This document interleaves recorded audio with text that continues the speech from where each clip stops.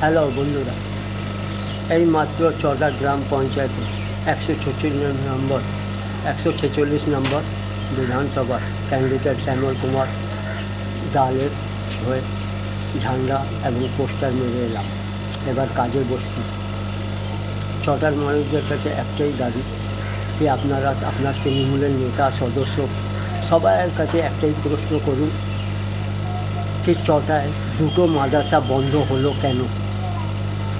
1, 2, আমাদের চটার গর্ব সুবিদ আলীর নাম হাসপাতালকে বন্ধ করা গেল কেন, এবং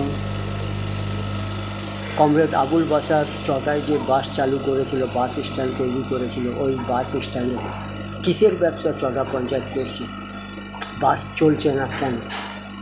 এটা আপনাদের মৌলিক অধিকার।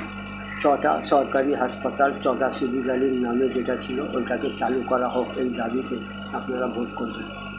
আমরা লড়াই করার জন্য